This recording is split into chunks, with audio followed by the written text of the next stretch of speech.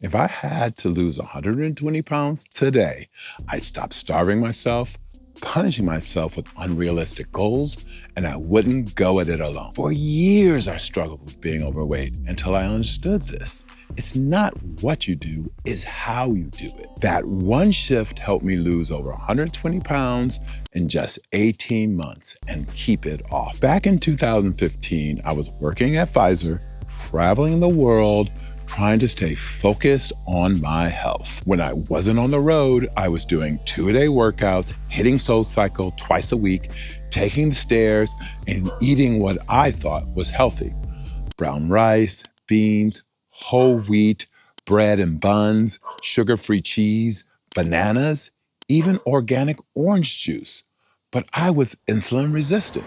And when you're insulin resistant, even good carbs can spike your blood sugar and you'll never lose weight. Those whole wheat buns loaded with hidden sugar, that fat-free dairy, they stripped out the fat that slows glucose and left only sugar behind. And juice, organic or not, is nothing but sugar. What I was doing wasn't working, but I thought I was a problem. I thought I was weak. I thought I was broken, but I wasn't. My body was fighting me every day. Now, I start with real data. I'd wear a continuous glucose monitor to see how food affected my blood sugar. I use a Whoop to understand how stress, sleep, and movement impact my recovery, because your body is talking to you. You just need the right tools to listen. I used to wake up before the sun, sacrificing sleep just to get in the first of 2 workouts. I thought if I trained harder, I'd finally lose weight. But all I did was stress my body out. My cortisol was through the roof, and that made it nearly impossible to lose weight, no matter what I ate. Today, I protect my peace like it's medicine, because you know what? It is. At one point, I went on a sweet potato diet, only sweet potatoes and grilled chicken for an entire month. It was unrealistic.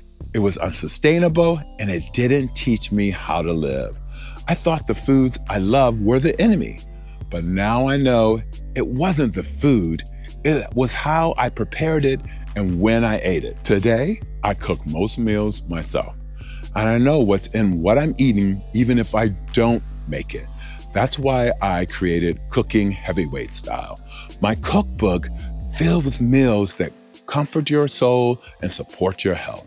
Because when you cook, you take your power back and you stop doing harm without even realizing it. During my summer internship at Goldman Sachs, I was beyond stressed. Every morning, I grabbed my comfort combo: eggs, sausage patty, cheese, a croissant, and strawberry jelly. I sit in my cubicle, building financial models, anxious, alone, and eating just to feel something. Now I understand that breakfast wasn't fuel.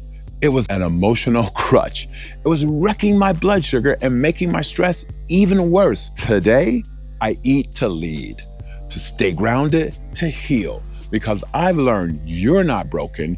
You were doing the best you could. Now you know better, so guess what? You do better. If this speaks to you, like, subscribe, and share it with someone who's ready to take their life back. This is what Cooking and Living Heavyweight Style is all about. Now I listen to my body. I don't force workouts on days I haven't recovered.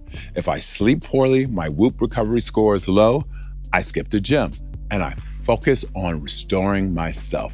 Because this isn't just about weight loss, it's about wholeness. Eventually, I had to take a leave from work. I was staring down a full mental breakdown, and I knew if I didn't stop, I might not survive. At my business school reunion, a friend pulled me aside and said, "I'm worried you won't make it to the next reunion." That hit hard, especially because we had already lost 2 classmates to suicide, and my best friend, the first person who ever told me there's nothing you could say to me that wouldn't make me love you, died of cardiovascular disease at his desk at 40. I left that reunion and saw my doctor. I finally asked for help. At my physical just a few days ago on June 26, 2025, as he walked me out of the office, my doctor looked at me and said, "I'm proud of you." And I broke down right there in the hallway because he had seen the whole journey. He reminded me where I started. And in that moment, I realized how far I had come. So if I had to lose 120 pounds a day, I wouldn't rush, I wouldn't hide, I wouldn't go silent. I listen to my body, I trust the science, I lead with love, and I remind myself every single day, you are not your lowest moment, you are not broken, you are not alone, and you have no idea the best is yet to come. Thank you for watching, and as always, see you next time.